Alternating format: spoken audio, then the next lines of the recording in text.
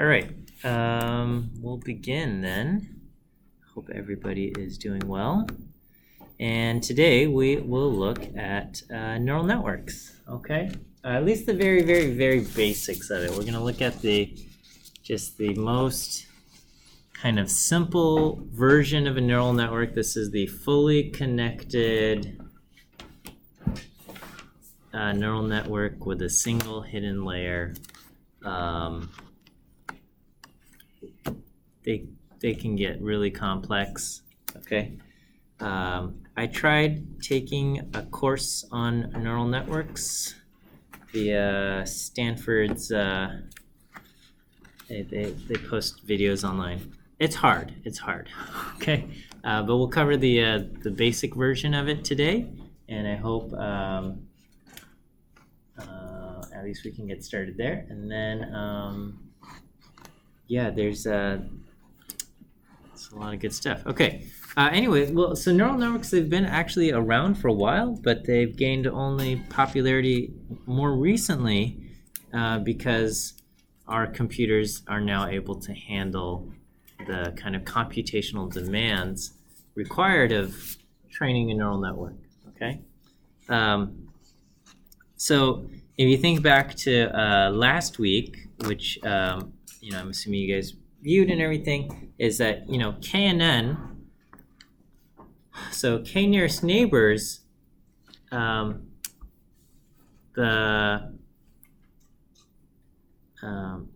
training, there's like no training involved, okay? You just take your training data and that's it. And then it's when you take in a new test case, that's where all the computation happens. And it's very computationally heavy because you have to calculate the distance from your test case to every single training data point. And so that takes a very long time. Okay. A neural network, on the other hand, it can take a very long time to train. You might have several nodes, or several layers, hundreds of layers even, thousands of nodes, millions of nodes total, and it can take a very, very long time to train in terms of figuring out exactly what parameter estimates and values you should use. But then once you have trained it, then getting a classification value through it for test case is very easy. You just basically apply the function, and maybe it's a series, a few calculations, but the classification part is actually very, very fast, okay? So, but the training of the network can take a very, very long time, and it's really only been possible with kind of our high-speed computers.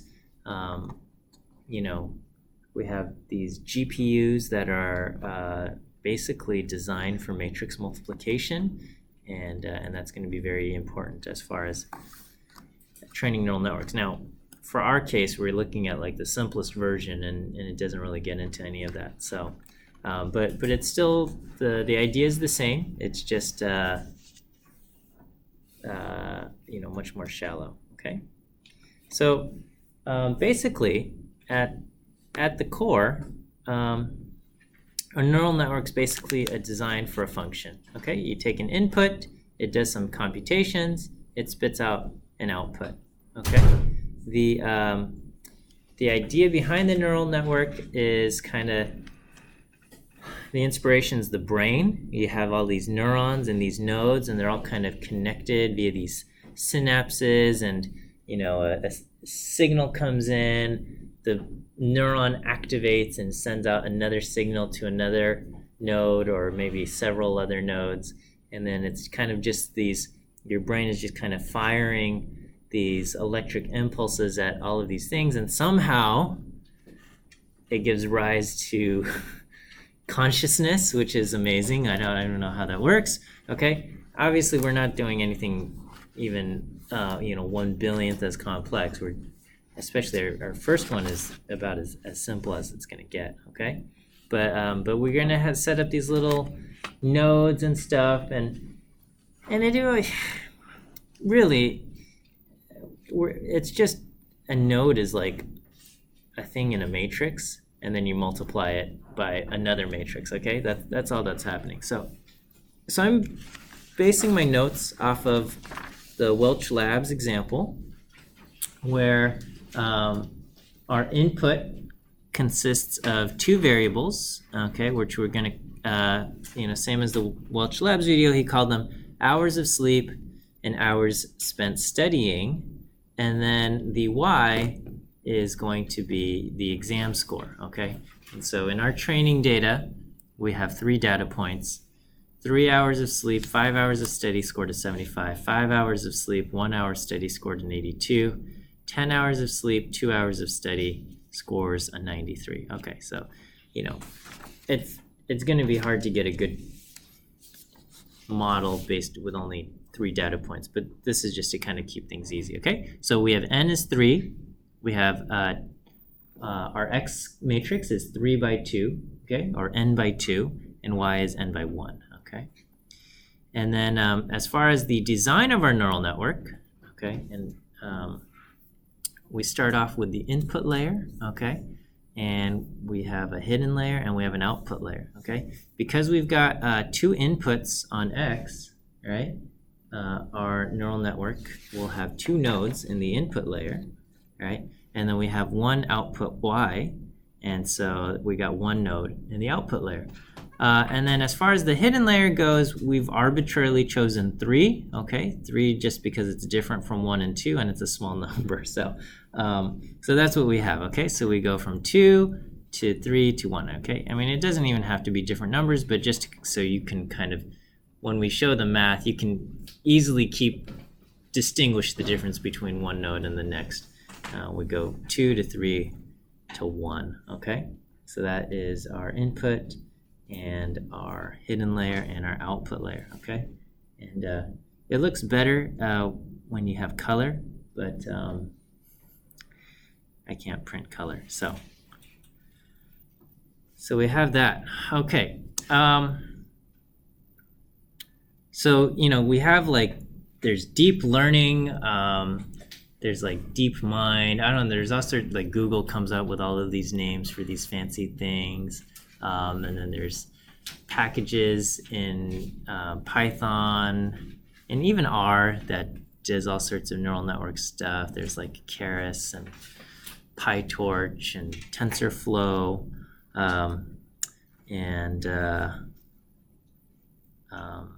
anyway, all sorts of remarkable stuff is being done with these deep learning networks. So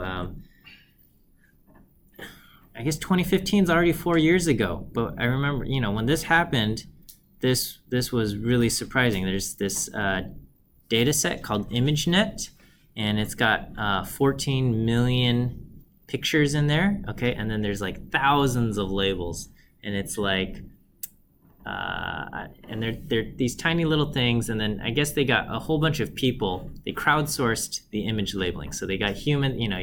You go on your thing, and they say what is whatever. Okay, so they Mechanical Turk or whatever. They got humans to label these things, and so now we have this training data set with 14 million images, and if you gave a human this data set and told them to label the images,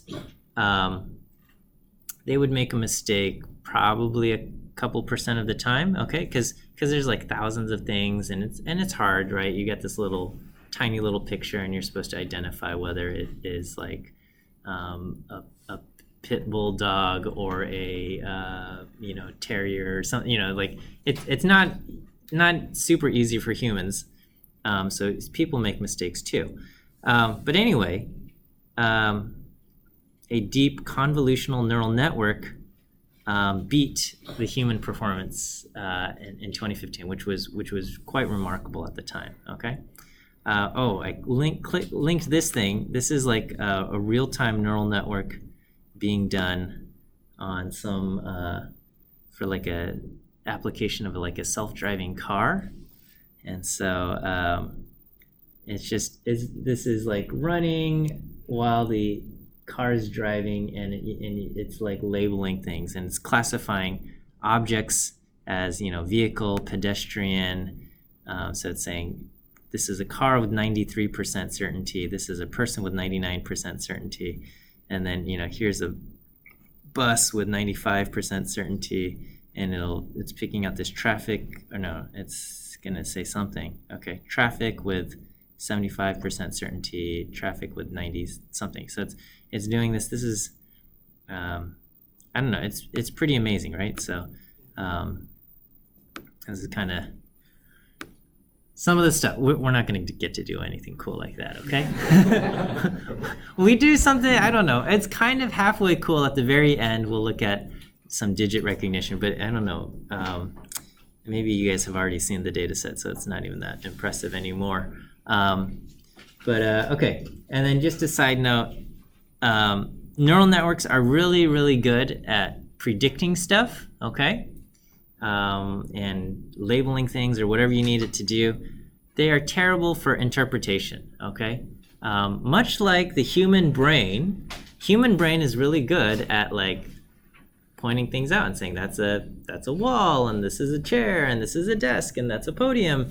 And our brain is really good at that. But if you ask a person, what does this neuron in your brain do? Nobody knows, right? Like, the brain is very complex. We have neuroscience to try to help us understand, but we don't really know, okay? Someone was kind of talking about perhaps in the not so distant future, we will develop kind of a new field of study, and that's going to be like AI neuroscience, as in like not designing the AI, but, well, I maybe related to it, but just like, let's say you have created this neural network, and now you want to go in and you want to understand what each node does. Much like neuroscientists want to go into the brain and understand what the neurons do, now we have this neural network that has been designed by someone else and has been trained, and now we want to go in and start to understand what the nodes, what the layers in the neural network are doing. And there's a loose, like some of these things are simple enough that we can kind of guess, but a lot of these things, it's very much a mystery. So interpreting neural networks, I don't know if that's going to happen. Okay, so the first part of using the neural network, we got to talk about forward propagation. And this is just the idea of how do we get the input, how does an input go into the neural network, what happens to it once it's in there, and you get an output. So what goes on, okay? So again, here's our kind of our simple case, and so when we look at our diagram, this is what it looks like. Basically, I've labeled every single one of these arrows, every single one of these connections. Okay, I've labeled them and I've grouped them. Okay, so the ones going from the input layer to the hidden layer, I've grouped into weight matrix 1. That's this W, I guess, super 1, okay, with this, I don't know, superscript or whatever, okay, W super 1. And then the 3 weights that go for each of these connections, we've gathered in W2, okay? And I've tried to color coordinate these. Let me zoom out a tiny bit, okay? And we're gonna say that, okay, though the 2 that go to node 1 in the hidden layer, okay, which we've labeled Z1, okay, Z1 super 2, okay, these are going to be W11 and W21, okay, W11 goes from X1 to node 1, okay, and W21 goes from X2 to node 1. And then we have these purple ones, which are W12 and W22.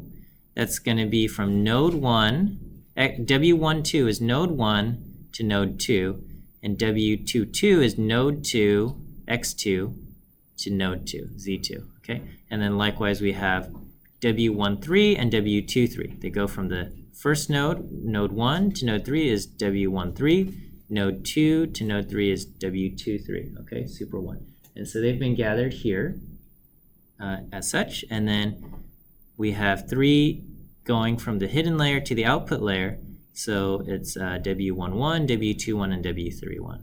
Okay. So, and so, yeah, if we look at the W1 matrix, okay, it's the weight from the first layer to the hidden layer.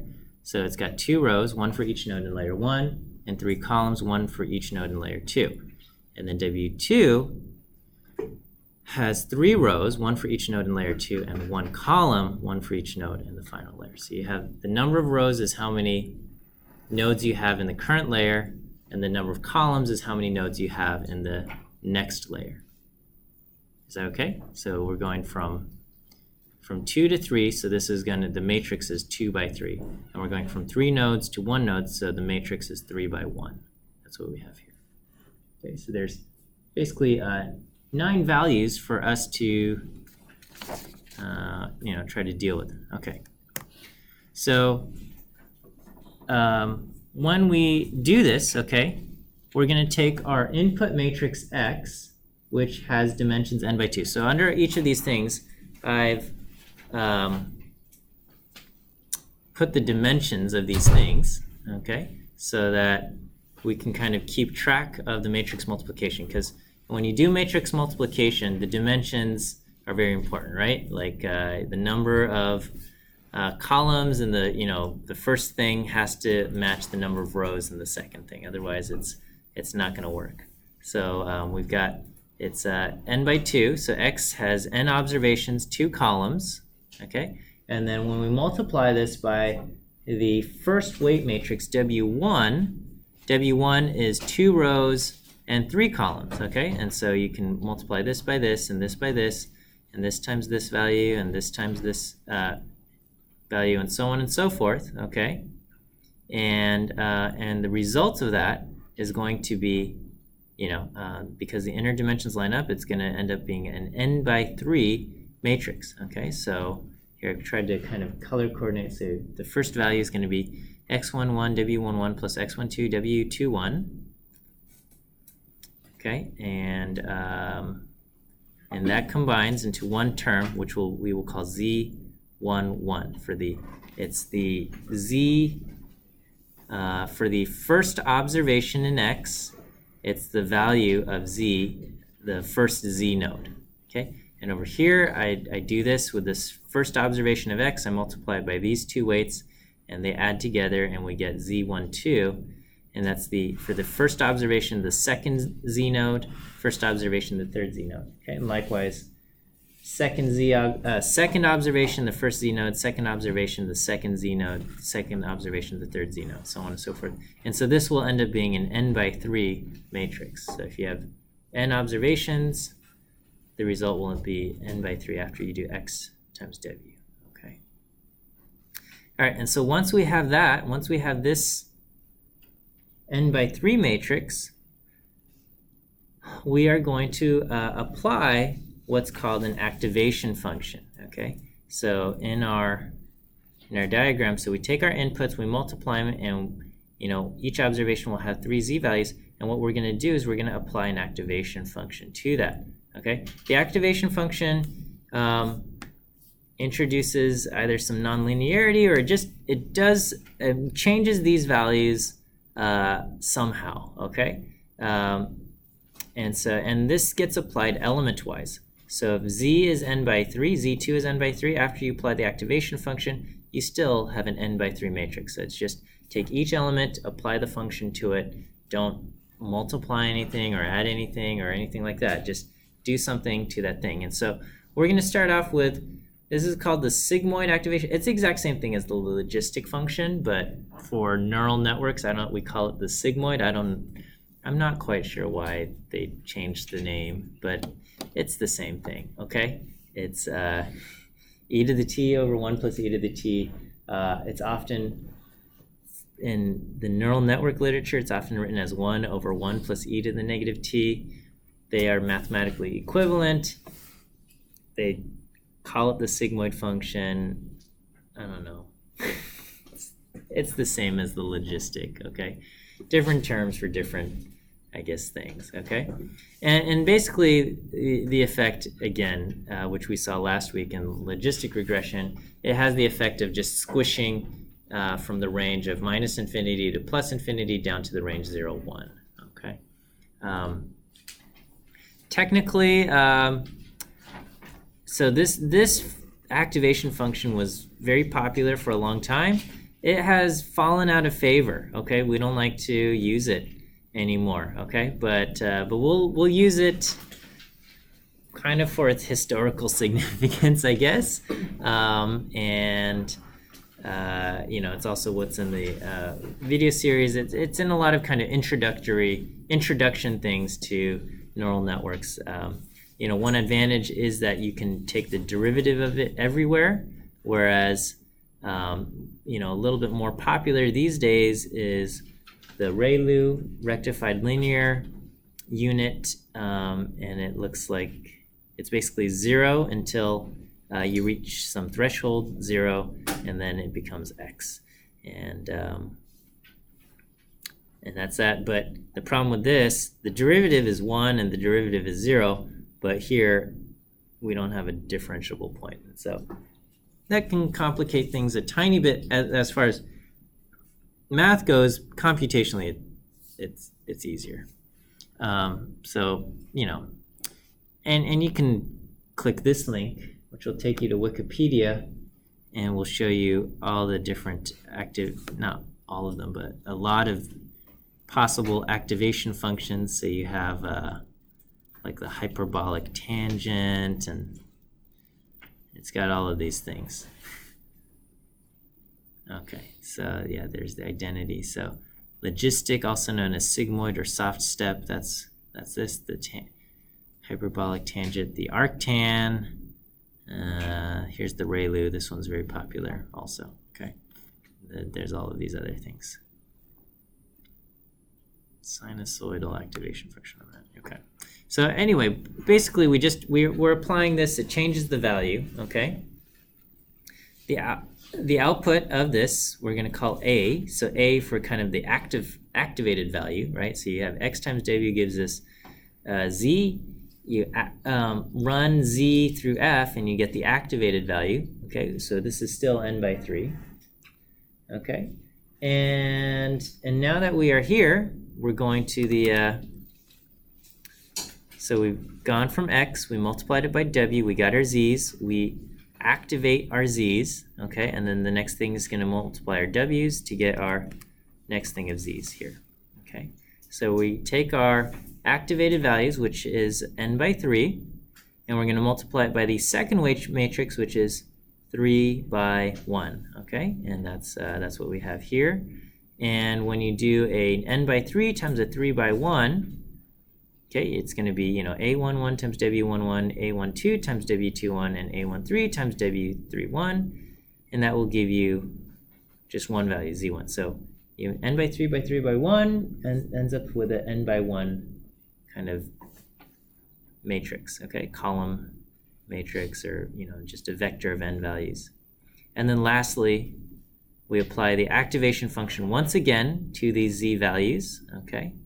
So I guess we could have called this A again, but this will be our prediction. So after we take these, we're going to run this through, and we're going to get our predicted values y hat, okay? And so we will have n y hat values, n by 1 matrix y hat values. Okay. So in summary, we do this. X times w gives us z, f applied to z gives us a times w gives us z3, and f applied to z3 gives us our y hats. Okay. If I don't replace any of these things with letters and I just kind of do it, it's basically f of x w1 times w2. Okay. So that's what we've got on the simplest thing. Sometimes we add bias terms, okay? So a bias term is basically we just add a constant to each node before we apply the activation function. All right, so here I've got the same things, the input layer, hidden layer, and output layer, and basically we're going to do the same things as before, x times w, except all we're going to do is we're going to just add b, okay, add a bias term, just some kind of constant, before applying the activation function. So z is going to be the result of x times w plus b. okay? And we had to do this for every node, okay? And so each node will have its own bias, okay? But the bias is going to be the same for all x values, okay? So it's not, so x1 will get the same value bias as, I mean, the first observation will get the same bias value as the second observation and the third observation, or things like that, okay? So, and then similarly, we apply a bias value to the output layer, the Z3 in the output layer, okay?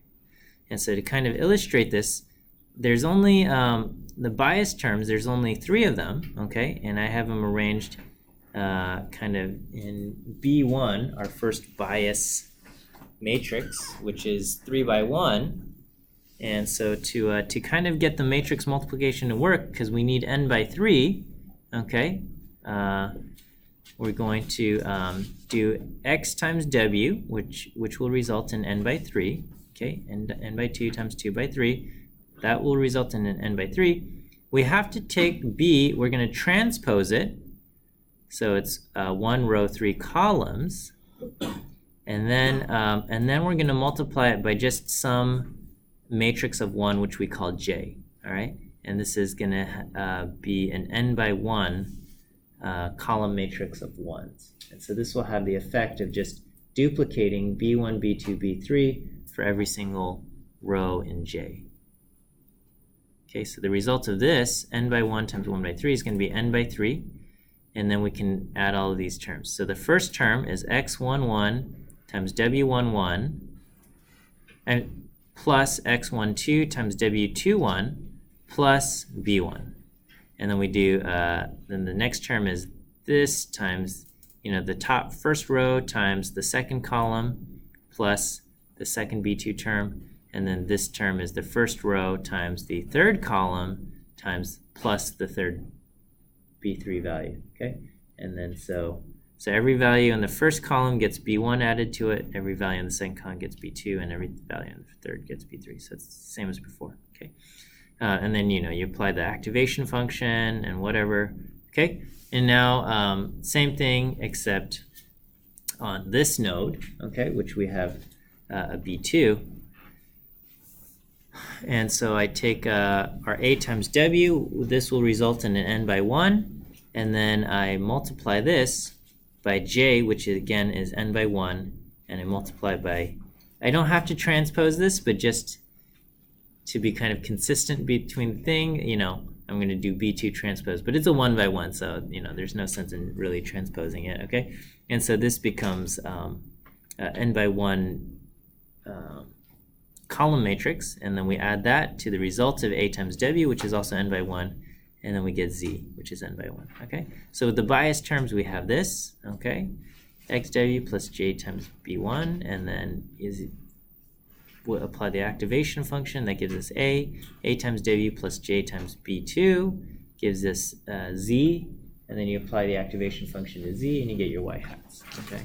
Or in nested form, this is what we have. With y hat is all of these things kind of nested in each other and everything there.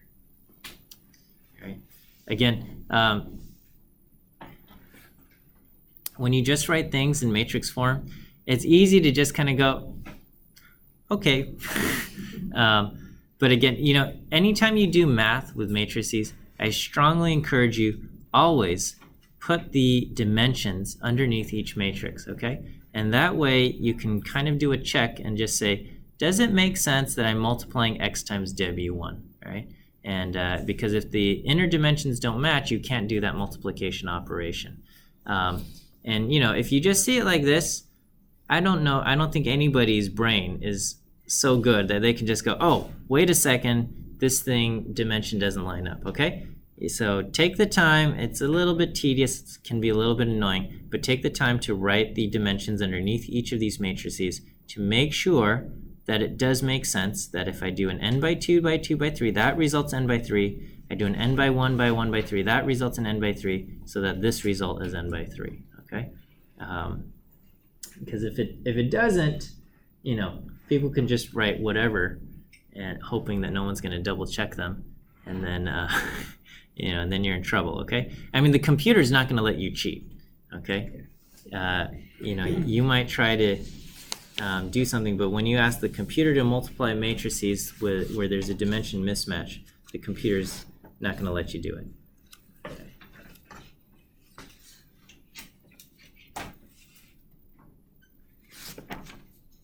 All right.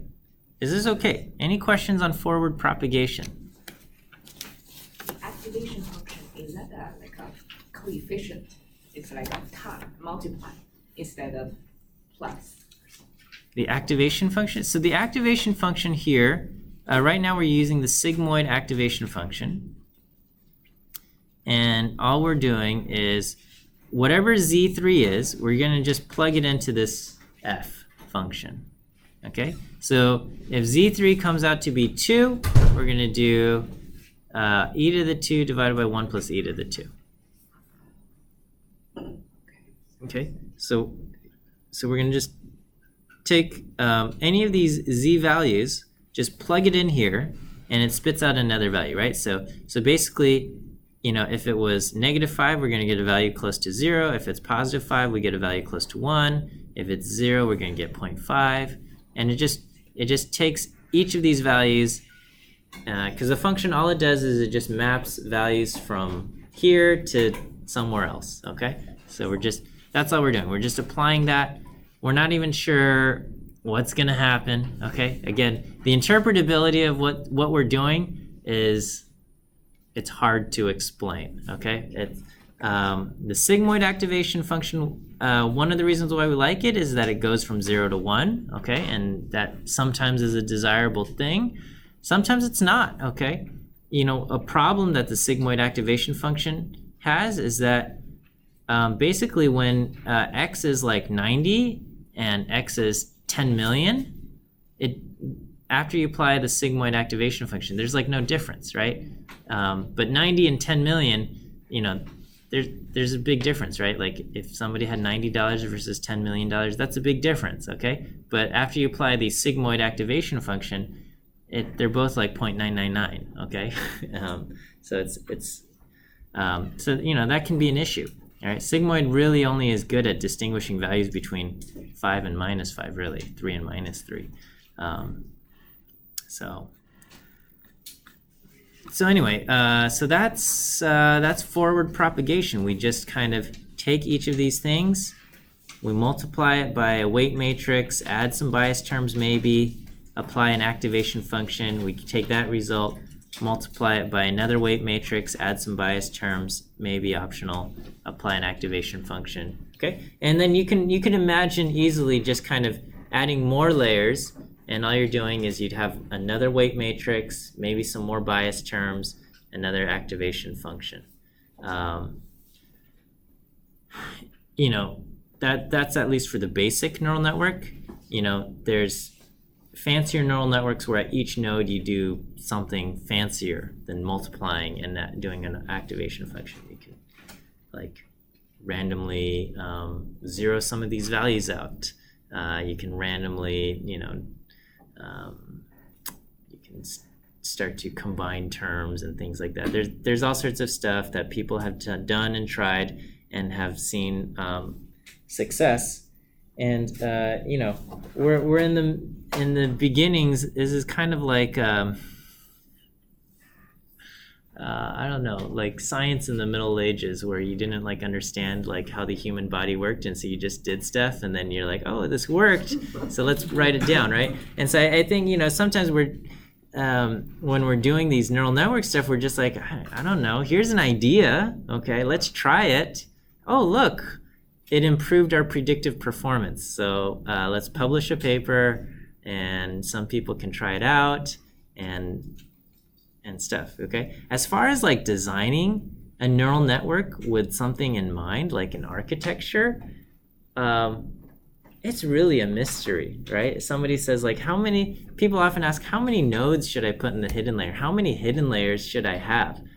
I don't know if anybody has a good answer to any of these questions. At least when I took the neural network class a couple years ago, it was really just like, it felt very arbitrary. And because I don't think nobody fully understands what happens. We've learned a lot in terms of like, okay, let's just set something up.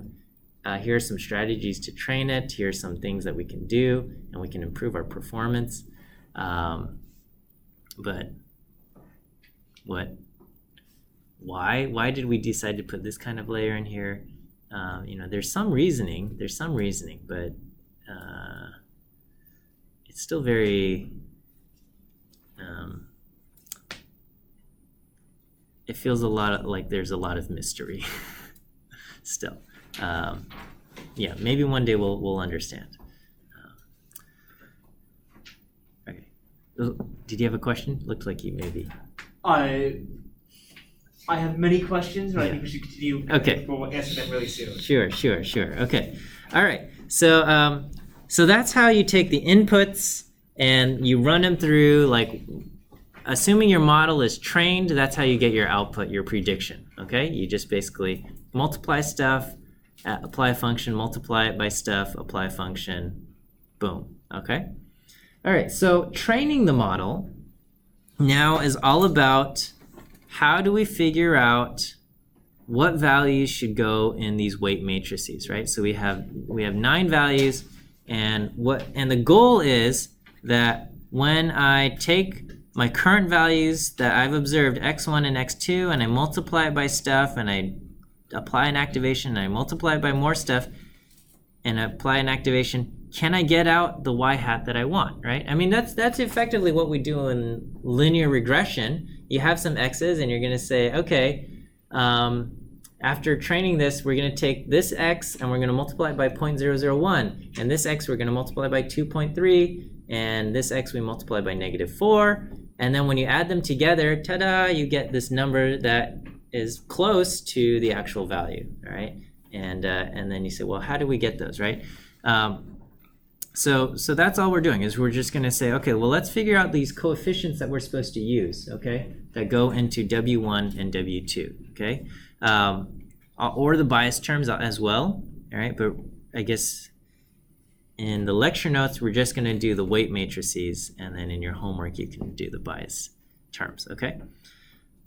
And so to measure our performance, we're going to use, we have a loss function, okay? A loss function is just the name we give the function for what we're trying to minimize, right? So we're going to use the sum of squared error, which is the exact same loss function we use in linear regression. So in linear regression, how did you pick your coefficients? You pick the coefficients that minimize your sum of squares residuals, okay? And here's the exact same thing. We're going to pick the weight matrix values, the values for the weight matrix that will minimize the difference between the actual and what we predicted, okay? So we're just picking these to minimize the sum of squared errors or sum of squared residuals, okay? Which in matrix form can be written this way, y minus y hat transpose times y minus y hat.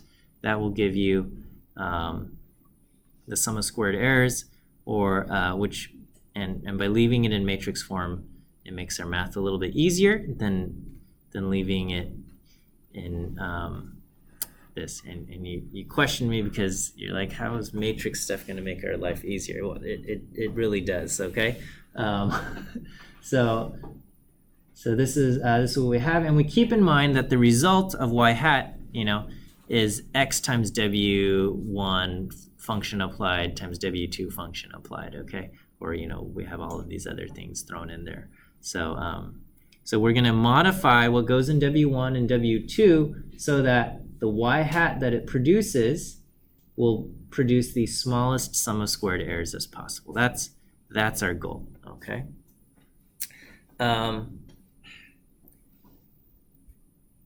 In your linear regression class, did you do like matrix notation? Did I already ask this question? Matrix notation to figure out like the minimizing the sum of squared, like so how did you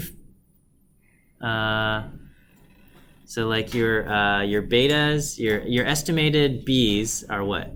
Do you have like x transpose x inverse x transpose y?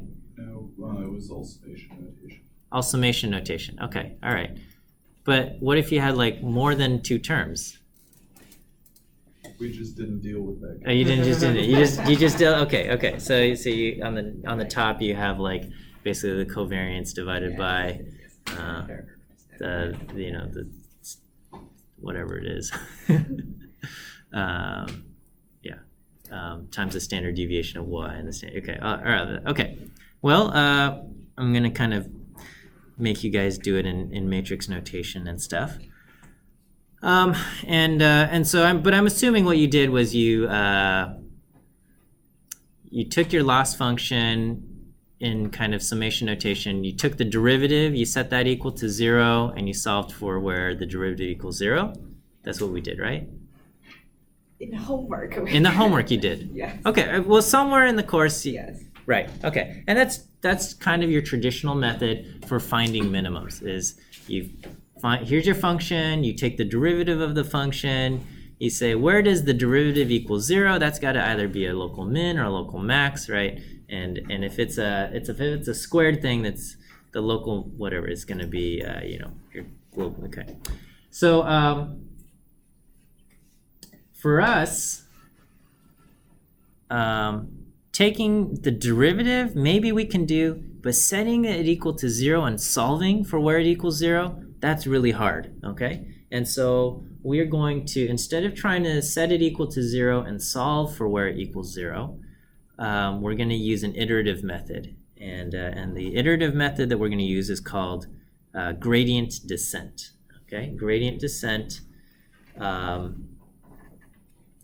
I'm going to assume you guys have not had exposure to gradient descent yet. Maybe you've heard of it, maybe not. Okay. It's an iterative method and we'll cover it, okay? Here's a few things to keep in mind, okay? Gradient descent does not guarantee that you will find a global minimum, okay? It generally should get you to a value that's small, okay? But there's no guarantee it's going to be a global minimum. If you get into a region where the gradient is very small, which means you're in a kind of a flat region, you might get stuck, okay? It's kind of like getting stuck in the ocean where there's no wind. And so, there's no guarantee, okay? And it might not even work, right? That's the problem with this. With a lot of iterative methods, there's no guarantee that's going to work, right? So we're always kind of stuck in this position where, yeah, I wish we could do it analytically. I wish we could do the math, but man, that calculus or that math gets really hard. So let's do some computational methods, but then the computational methods aren't guaranteed to work either. So, but gradient descent works well enough for most situations that we still recommend it in almost all of these things.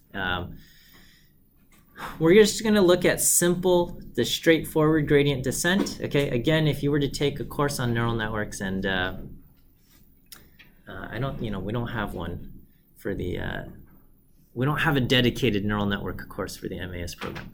I would like to learn more myself, and then one day teach something like that. But there's all sorts of ways to kind of improve the performance of gradient descent. We're going to just stick with the most simple, straightforward version, okay? But before that, I guess we take this detour and talk about how gradient descent works, okay? All right, so the gradient, are you guys familiar with that term, the gradient? Okay, it's basically the multi-dimensional equivalent or parallel of a derivative, okay? So if you think of just a single variable function, okay, you've got your derivative. The derivative is the slope of the tangent line. We can think of it that way, right? That's simple enough, okay? And so if the function is going up, the derivative will be positive, and if the function is going down, the derivative will be negative, right? And so if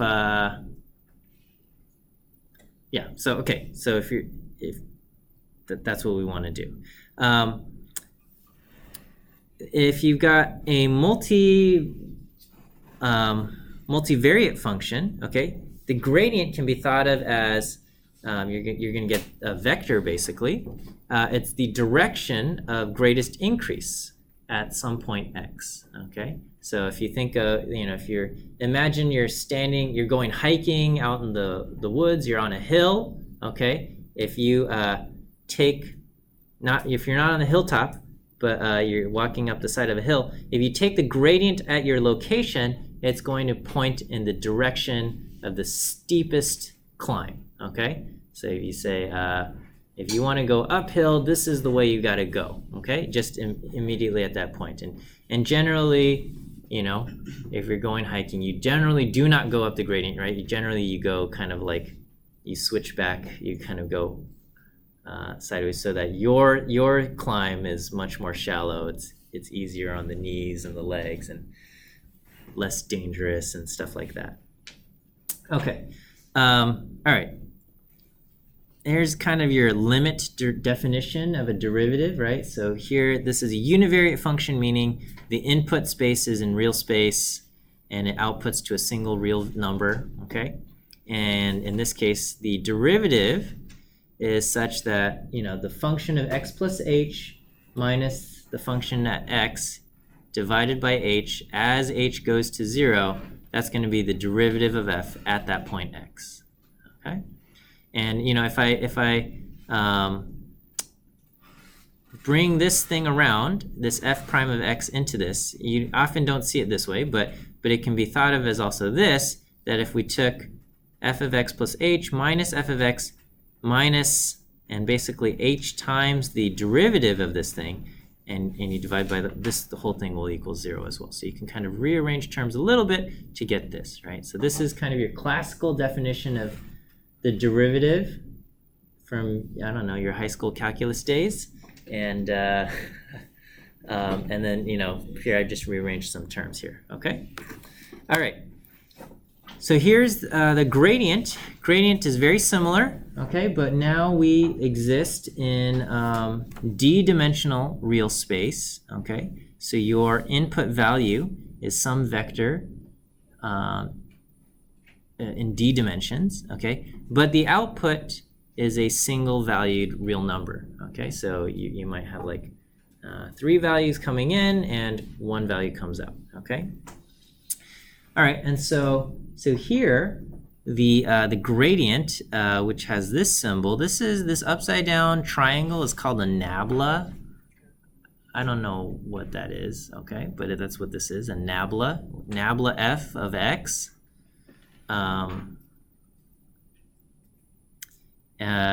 It's basically the multidimensional derivative, and it tells you how the function changes with respect to each component of the vector, okay? And it's going to satisfy this, which if you compare to the the thing on the bottom of the previous page, it's like exactly the same, except we have to throw in some norm function, some norms on here and turn everything into bold print because they're vectors.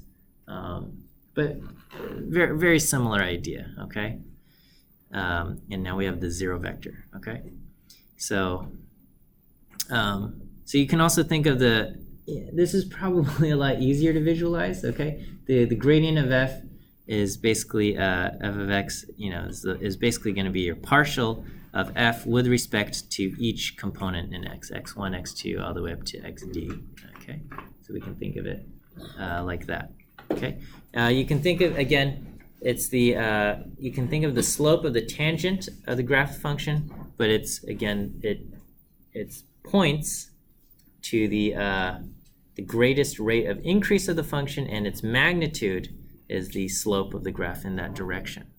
All right, so we're going to take this, and the gradient descent algorithm just says, okay, find the gradient. The gradient points in the direction of maximum increase, and so if we go in the opposite direction, that's got to be direction of maximum decrease, okay? And all we're going to do is we're going to just take a step downhill, okay? So here I am, okay? So just imagine you're on some canyon taking a hike, and then, I said, I'll meet you at the bottom of the valley or whatever, right? Okay. All right, how do you get there? All right, there's no paths. This is a bad idea. You shouldn't have done this, but you need to get somehow downhill. And if you want to get downhill quickly, you're going to say, which way is steepest downhill, and let's take a step downhill, okay? And that's it, okay? You take a step downhill, and then you recalculate, and you say, okay, which way is downhill from here? You just keep going downhill. And that's it. Now, we can see there's going to be some problems, maybe, right? Like you can get stuck in a local minimum, right? You keep going downhill, and you say, okay, well, now I've gone downhill, and here I am, but, you know, if you could see the larger map, maybe you know that like if you climbed up the hill, there's like another bigger downhill somewhere else, okay? Gradient descent's not gonna know that, okay? It doesn't have the bigger picture. It just says, okay, at this location, this way is uphill, the opposite is downhill, let's go downhill. And so this is the entire algorithm of gradient descent, okay? It says your current value for the weight matrix is W at time n, okay? And then calculate the gradient of F of W at time n. So at your current location, calculate the gradient, okay? And then basically take this and subtract that off, okay? Now you probably don't want to subtract off the full gradient, so you just multiply it by some scaling thing, like 1% of the gradient, okay? Or maybe, you know, or if you're in a flat region, maybe 10 times the gradient. Okay, so you scale it by something, but the direction that you're moving is in negative of the gradient. So the gradient points to climbing uphill, and so you go negative of the gradient, that's going to go take you downhill. And that's going to be, so when you do that, you take your current value and then you subtract off the gradient at your current value. That's going to give you the next location, W at n plus 1. And then you just iterate, okay? Do you plus, it will go uphill? Yeah, if we change this negative to a plus, then you go uphill, okay? And you'll go in the wrong direction. You'll get, you'll rapidly climb up into the lands of very big numbers, okay? I mean, I guess if you were in some function where you wanted to maximize, you could do that, okay? But yeah, in general, we're assuming the loss function has one minimum, okay? That there's going to be kind of a set that's going to give you the smallest values, and there's going to be lots of values that will give you high loss, because high loss, basically, if you make terrible predictions, you're going to get very big loss, okay? And so there's lots of ways to make terrible predictions, and there's only going to be a few ways to make good predictions. So we're trying to find the few ways to make good predictions, so we want to minimize the loss. That's what we're trying to do. So this is it. This is the entire gradient descent algorithm. It doesn't need to be any more complicated than that. And it's just, this is some positive scaling factor, okay? Sometimes you see lambda instead of gamma, and sometimes they change the letters, x minus, you know, I don't know, instead of w. Here I'm using w because of the weight matrix, right? All right, and so so here if we have so here's one thing important, okay, is that whatever the vector is, the vector that goes into F, okay, whatever dimension it is, the gradient has the exact same dimensions as that input x, right? So if you have a function where the input is a vector of 4 values, the gradient will be a vector of 4 values, okay? And because we need to be able to take w and add the gradient at w as well, okay? So this thing, the gradient at w has to be the same dimensions as w in order for us to add them together, right? If you have vectors that aren't of the same dimensions, you can't just do a subtraction or an addition operation. So this thing has to have the same dimensions as this thing, okay? So the nabla f of w has to have the same dimensions as w, right? So if you're doing your calculations and the gradient comes out a different dimension, or like the transpose of something, you've got to change something up so that ends up being the same dimensions.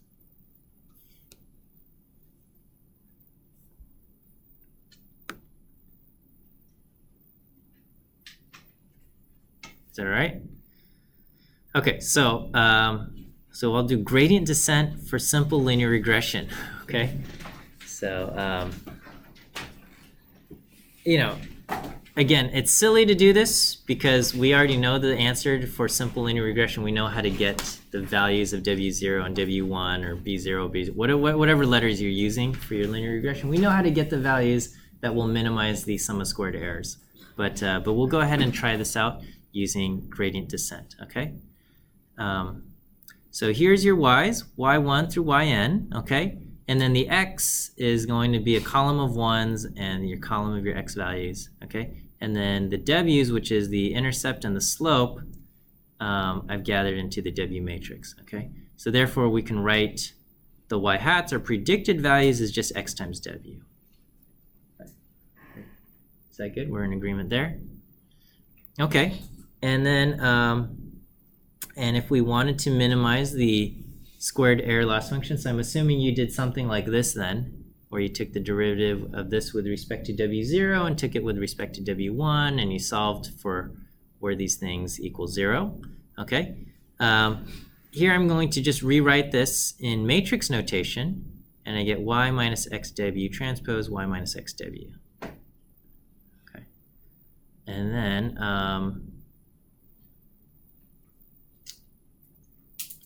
and so I'm going to take the gradient of this, okay? So if I multiply this out, I get y transpose y, and do I need to get into this?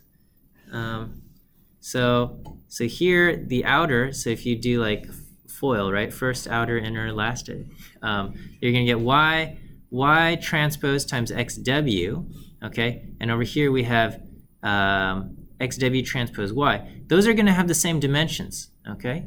Y transpose xw will be 1 by 1, and xw quantity transpose, which is w transpose x transpose y, will be 1 by 1. So they are equivalent, okay?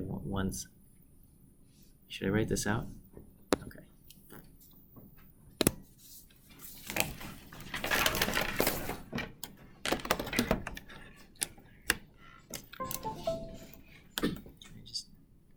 To write on here, I don't know how this. Okay, so I've got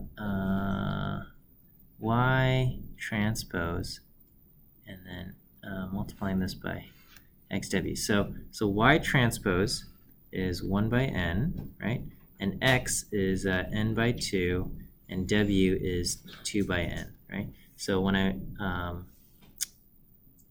I'm sorry, 2 by 1, okay? Okay, and so this whole thing, when I multiply it out, right, so these combine to n by 1, so this ends up being 1 by 1, okay? And then this part, over here, I basically have xw transpose times y, okay? X here is n by 2, and w is 2 by 1, and y is n by 1, okay?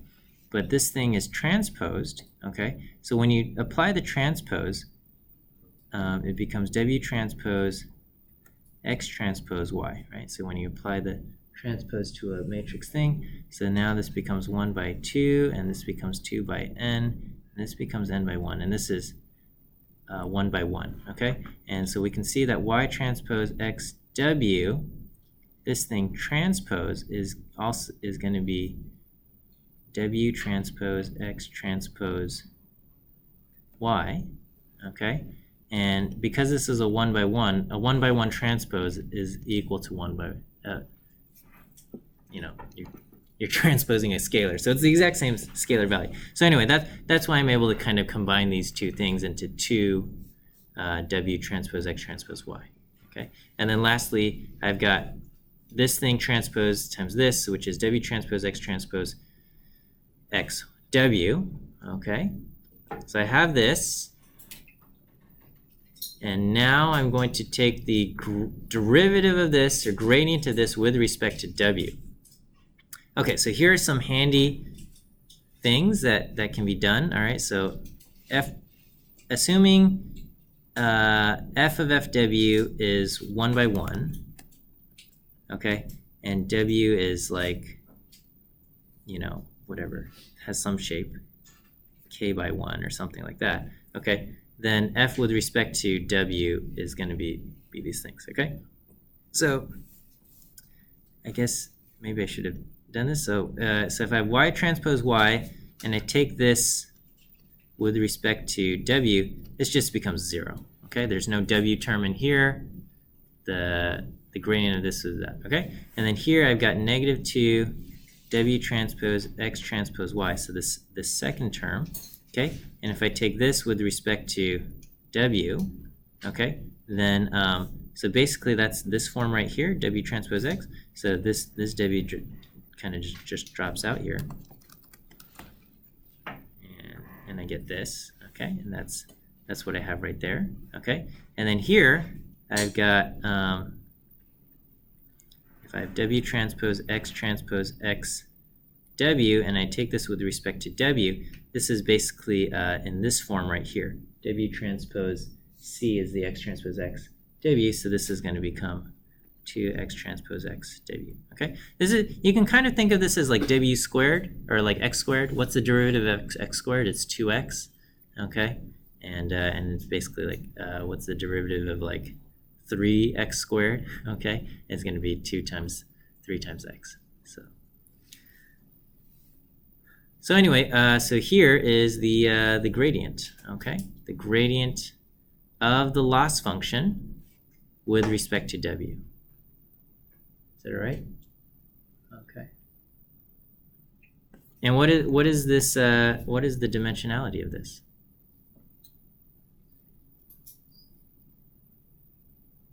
Okay. So x transpose is going to be 2 by n, and y is n by 1. Okay. And then here, x transpose is 2 by n, and n is x is n by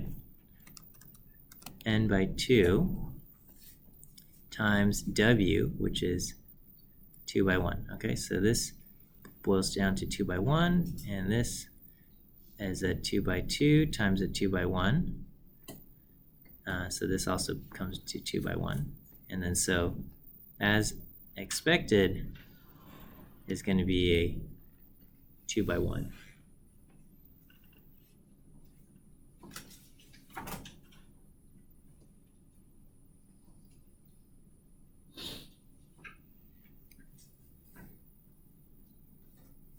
Okay, and that's important, that the dimensions of the gradient with respect to w is the same shape as w itself. So again, w at time n is 2 by 1. This thing is 2 by 1. Okay, and so then we can add these together.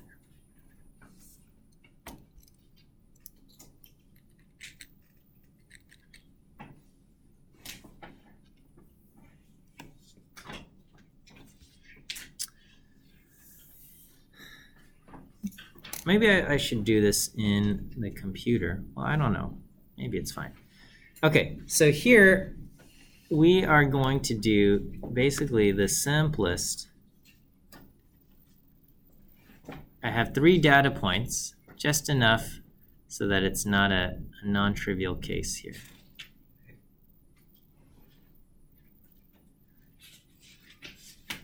Okay, so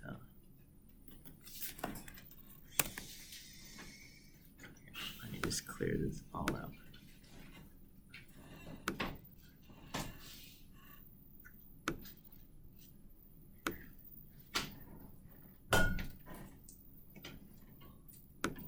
Let me make my screen bigger for you.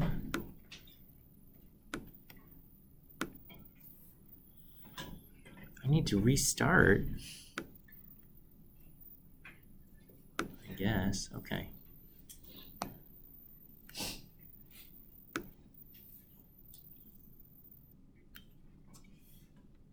Is that bigger? Okay.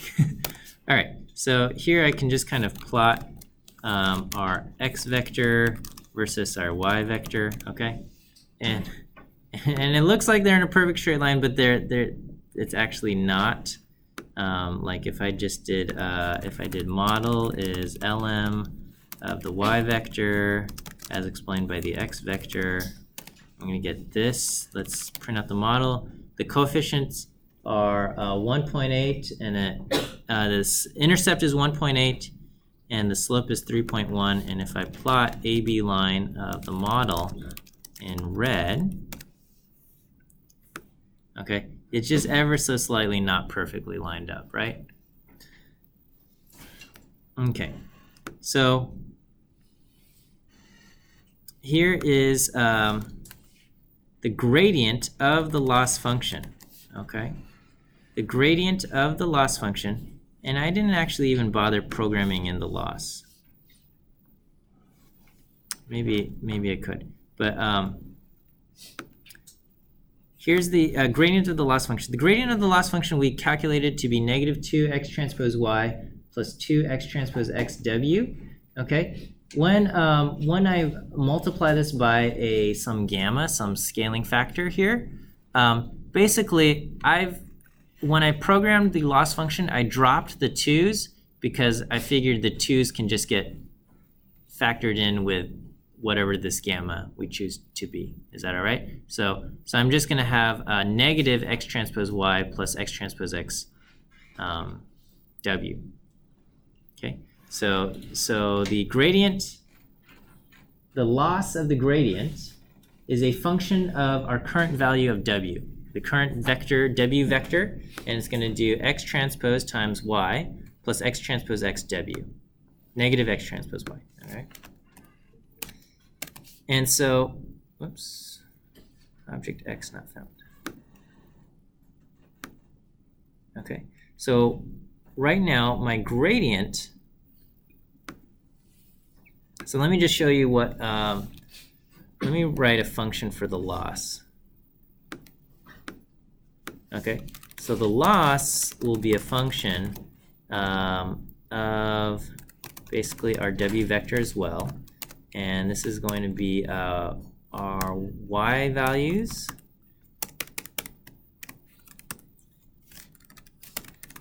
minus our y hats. Our y hats is just x times w, right? So it's going to be our x times our w vector, right? And I'm going to transpose this.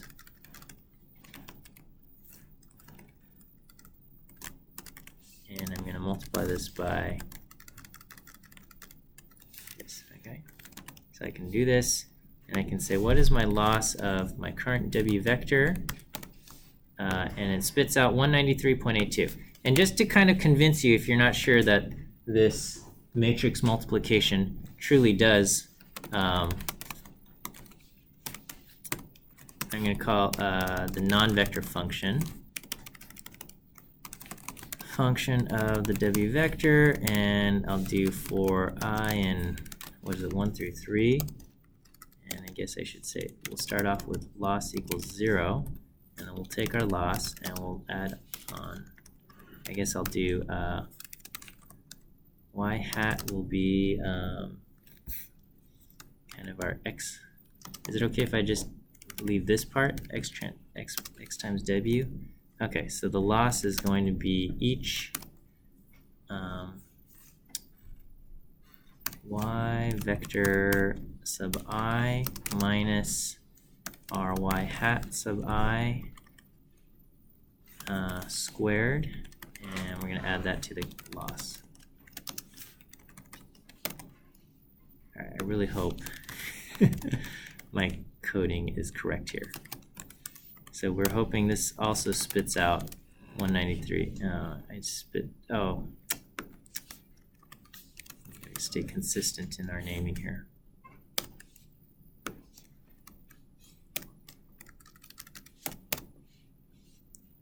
Oh. I have to return the loss. Okay. Please work. Okay, so indeed. So if here's the loss function in vector form which I think is better, okay? But, you know, you could take each value, square it, and add it onto the loss, and return the total loss at the end. Is that okay? All right, so anyway, we've got that, and so what we're going to do, okay, so we calculated the gradient at this point, and it says the gradient is negative 22.8 and negative 81.2, okay? I'm going to use a gamma of 0.01. I'm going to just take 10% of this, or 1% of this, okay? So I'm going to just adjust my current W vector. So my current W vector says my intercept is -1 and the slope is 1.5, okay? The true values that we should have are that the intercept should be 1.8 and the slope should be 3.1. So we're making really bad predictions right now, okay? And so what I'm going to do is I'm going to say take my W vector and subtract off the gamma times the gradient, okay? And the result is that the intercept should change from -1 down to negative 0.772, and the slope should go from 1.5 to 2.312, okay? And so if I say this is my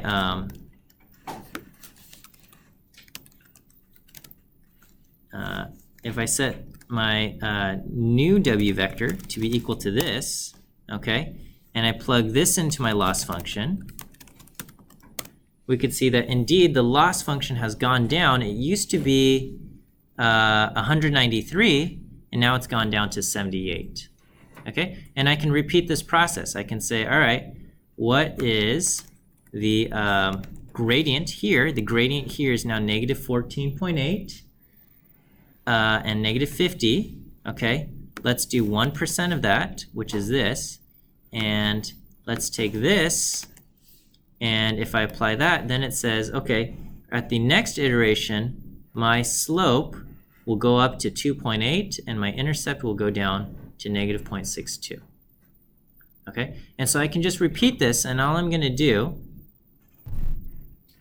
is let me just reset this here, reset this here, reset this here, and I'm going to just run this for 1,000 iterations. Okay, and if I run this for 1,000 iterations, I end up getting an intercept of 1.796 and a slope of 3.1009, okay, which is very close to the true values, which are 1.8 and 3.1, okay, very close to that, not quite there, okay, I mean, this is even after 1,000 iterations, it's not quite there, but it gets us pretty close, okay.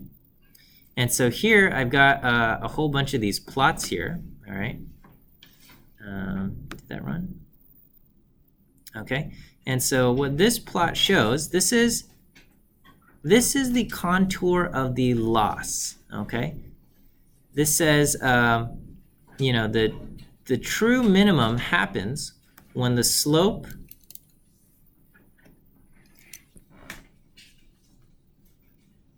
the true minimum of our diagram happens when the at the intercept is 1.8 and the slope is 3.1. Okay, at 3.1, right here, this is kind of where the true minimum loss is. Okay, what these ellipses are is, you can imagine kind of this bowl, this contour bowl shape. Okay, and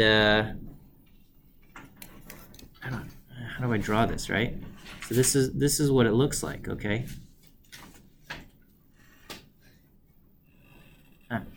Is that even helpful? Okay. It's like the bottom of a, I don't know, like an eggshell or something, but it's not even circular. It's very elliptical. Okay. And it says that's the location where you're gonna get the smallest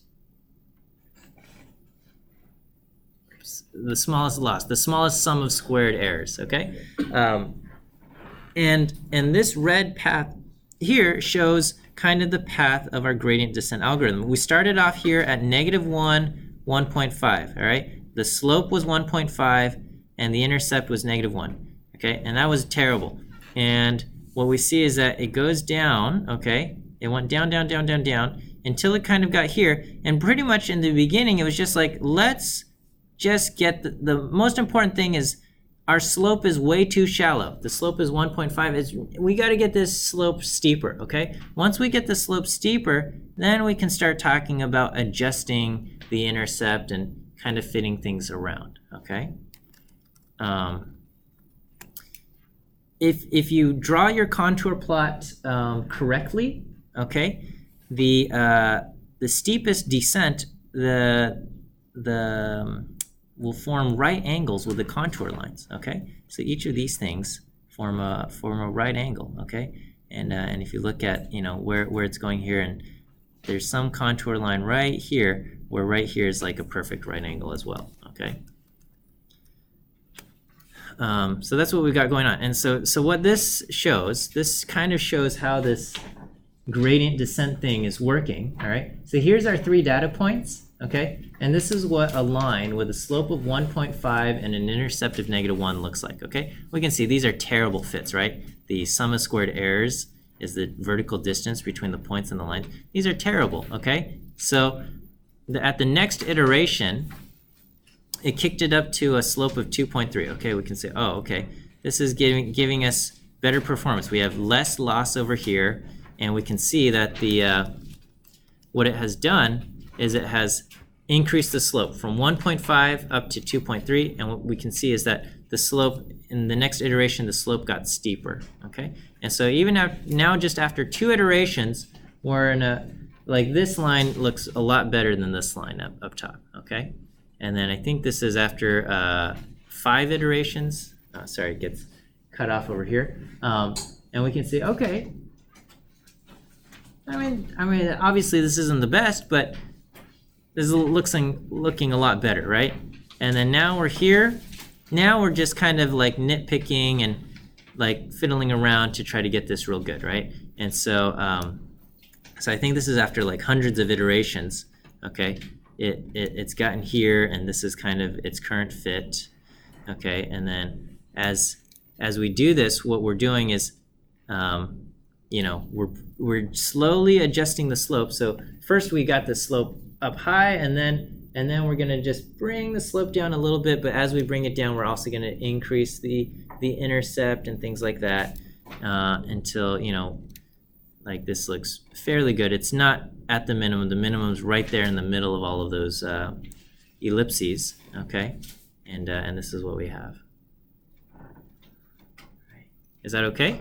So that's gradient descent. So gradient descent takes whatever function is, and so it's important to remember that these functions are not a function of the data. The data is treated as fixed. It's a function of our current estimates of the slope and intercept, okay? And what we were doing is we were modifying the slope and intercept at each iteration. Okay, it's already, Question. yes. How did you get the 100 times repeating?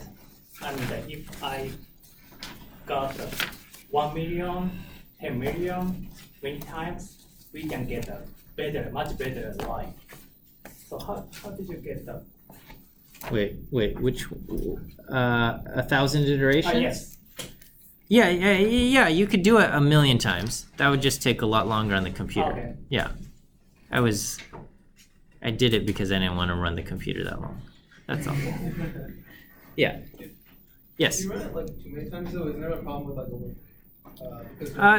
No, not in this case. So the problem with overfitting is not that you've run your gradient descent algorithm too long. Okay? So the gradient descent algorithm, the longer you run it, it'll just get you closer to some minimum value, some local minimum or something.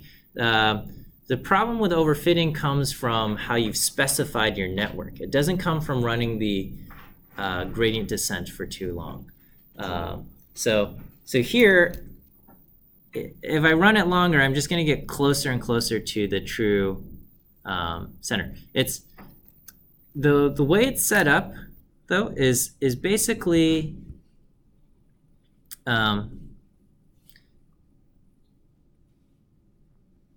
so as you if we look at this, okay, if we think of, like, if you have some function like this, right, and you want to get kind of closer, if you're right here, this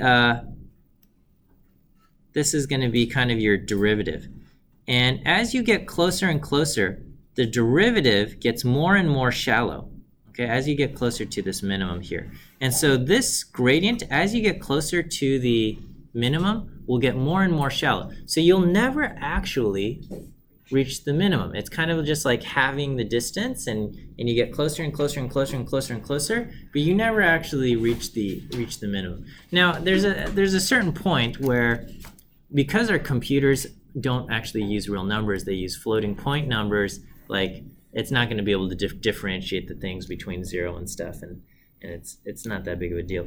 But you can let it run for a very long time, and it won't overfit. It'll just get you a lot closer to the minimum. Okay. There's modifications of gradient descent that basically give the thing like momentum. Okay, and that has shown to maybe improve performance as far as converging goes and stuff goes. But yeah, you can definitely overfit, but the overfitting happens in the architecture of the neural network, how many nodes you've decided to use and things like that, how many data points you have. Yeah. What if we use a bigger value of gamma? Yeah, so okay, so I didn't get into this. Yes, if you use too big of a gamma, you can run into all sorts of problems. So maybe I'll look for one of these slides here. So for another class, we cover some of this. Wait.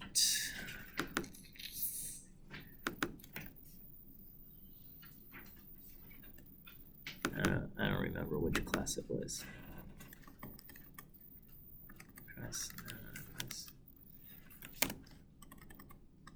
So gradient descent. Okay. All right. So here so here's just like a thing where, you know, we started off here, we took the gradient, and we ended up here, and as I run it, these are kind of the things, and we get towards the middle. Okay.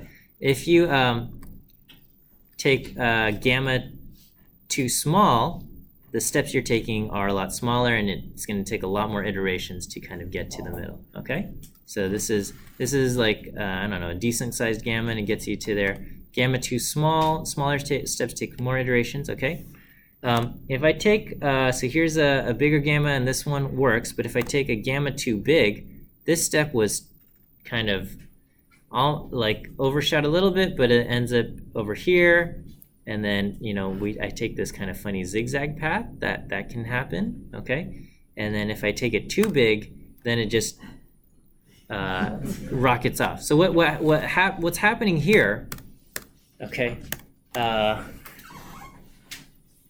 It's again. So if you're thinking of like this, you're in some bowl-shaped valley, right? And you say, okay, let's take a step downstairs, okay, downhill. So one is you can take tiny steps, and that's going to get you downhill. Now, you can also say, like, which way points downhill, and it says, okay, we're going to head this direction, and I don't know, you're like a giant walking robot, and you take a giant step, and you end up on the opposite side of the valley, okay? And in fact, you end up higher up on the other side. So if you imagine this valley like this, you started here, and you took such a big step that you end up over here on this side of the valley, right? And so now you're at an even steeper part of the slope, and it says, oh, now the way downhill is this way, and you're going to take an even bigger step, and you end up walking, like you end up, so that's what happens over here, okay? Here it is for, these are the same paths, and then so here's like, if you have a gamma that's too big, you can get something like this, or if it's too big, it can end up crazy like this, and all sorts of stuff. Yeah, so you can end up with issues with using the wrong gamma. So usually we'll say like start small and then slowly increase the size of gamma until it breaks. and we'll do that. Okay, why don't we take a break here, 10 minutes, and then we'll come and we'll do the back propagation. We'll do the whole gradient descent for the neural network. It'll take a while.